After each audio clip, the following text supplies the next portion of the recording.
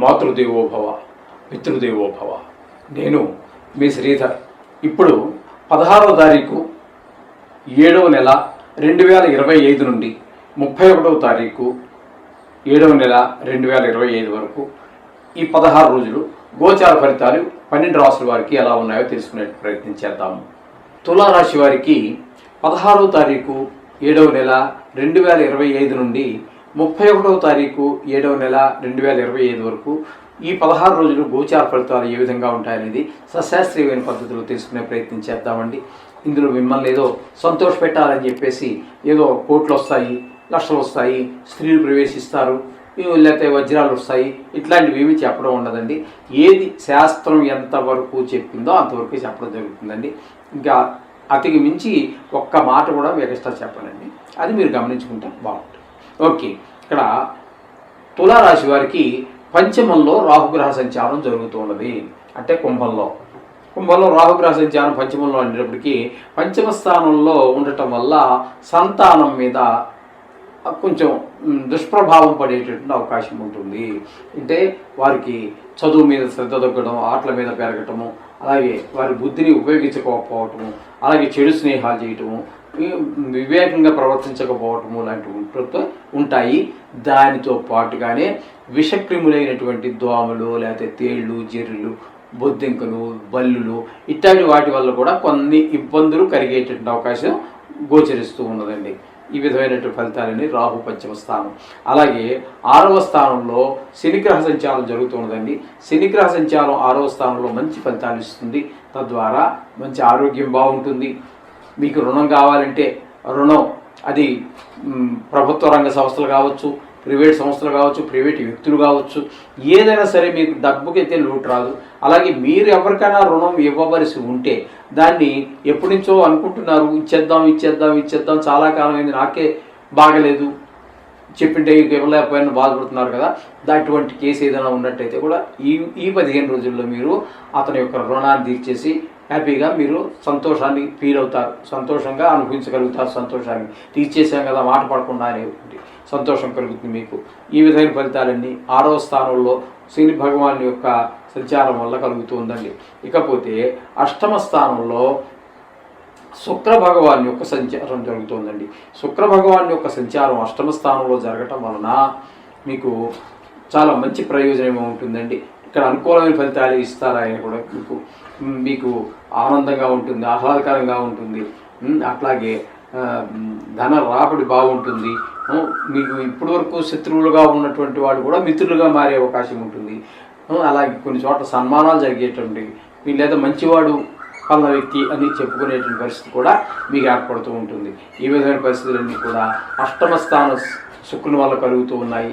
అంచేత 8వ స్థానంలో కూడా యోగిస్తున్నాడు కాబట్టి షేర్ మార్కెట్లో ఉన్న వారికి, సినిమా రంగంలో ఉన్న వారికి, టీవీ రంగంలో ఉన్నటువంటి వారికి, కళలను అంటే ఈ లలిత కళలే అని చెప్పుకుంటూ ఉంటాం కదా, ఈ లలిత కళలకు సంబంధించి వృత్తిగా కానీ ప్రవృత్తిగా కానీ స్వీకరించేటటువంటి వారు ఎవరైనా సరే వారికి చక్కటి ఫలితాలన్నీ కూడా శుక్ర భగవానుడు ఇస్తూ ఉన్నాడు, అందులో సందేహం లేదు.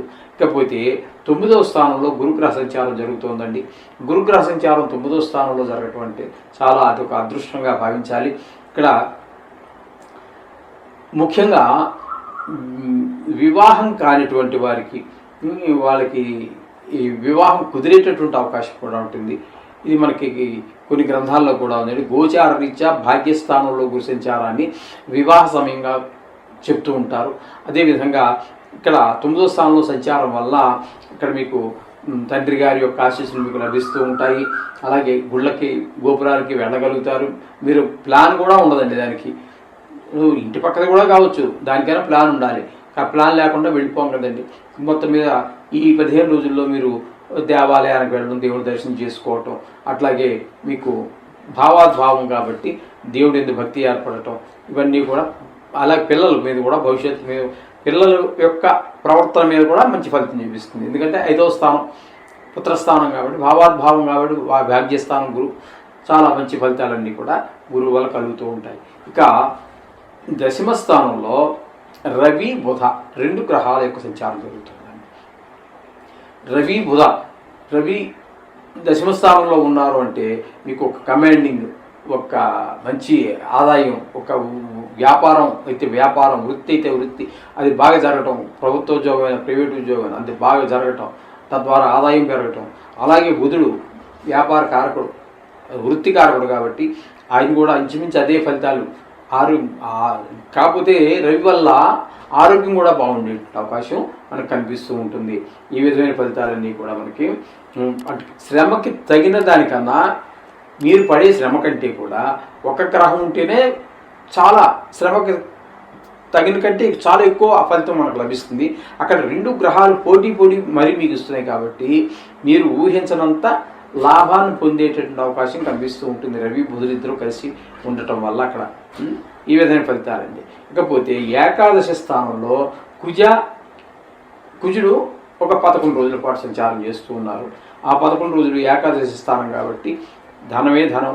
మీరు వ్యాపారం గురించి అంత మీరు అనుకున్నారు ఈ 15 రోజుల్లో ఒక 50,000 లాభం తెద్దామని అనుకున్నారు, ₹1,00,000 వచ్చే అవకాశం ఉంటుంది. అలాగే అక్కడే కేతు కూడా ఉన్నారండి. ఆయన కూడా కేతు కుజువతో అన్నారు కాబట్టి ఇక్కడ వీళ్ళిద్దరూ పోటీ పడి మీకు డబ్బులు ఇస్తున్నారు. ఈ ఏకాదశి స్థానం కాబట్టి అలంకార ప్రీతి, ధనార్జన, ఏదైనా కొత్తగా వ్యాపారం మొదలైనటువంటి కూడా విజయం సాధించేటువంటి అవకాశం ఉంటుంది. ఇకపోతే వ్యయ స్థానంలో ఒక్క 5 రోజులు మాత్రం కుజుడు సంచారం జరుగుతోందండి. ఆ కుజ సంచారం 5 రోజులు మాత్రం కొంచెం కష్టంగా ఉంటుంది. అంటే ప్రతికూలమైన ఫలితాలు ఉంటాయి. ధన వ్యయం అవుతూ ఉంటుంది, శత్రు భయం, మనోవిచారం, ఇట్లాంటివన్నీ జరిగే అవకాశం ఉంటుంది. కొంతమందికి కళతర నష్టం కూడా జరిగేటువంటి అవకాశం ఉంటుంది. ఈ విధమైనటువంటి ఫలితాన్ని వ్యయ స్థానంలో ఉన్నప్పుడు జరుగుతుంటాయి. ఇప్పుడు విన్నారు కదండి, ఏ గ్రహాలు ఏ స్థానాల్లో ఏ విషయాల్లో మనకు మంచి చేస్తున్నాయి, ఏ గ్రహాలు ఏ విషయాల్లో చెడు చేస్తున్నాయి అనేది విన్నారు కదా. ఒకవేళ జ్ఞాపకం అయితే మరొకసారి వినండి. ఆయా విషయాల్లో తగు జాగ్రత్త తీసుకుంటూనే మనం నిత్యం చేసుకునేటువంటి పూజలో ఈ నవగ్రహాలకు సంబంధించి మనం చేసుకుంటున్నాం కదా ఎలాగో రోజు, దాంట్లోనే కొంచెం మరింత భక్తి శ్రద్ధలతో చేసుకోండి. ప్రతికూలంగా ఉన్నటువంటి గ్రహాల యొక్క ప్రతికూలత పోయి మనకి అనుకూలతగా మనకి లభిస్తూ ఉంటుంది. తద్వారా అంతా శుభంగా జరుగుతుంది. శుభం.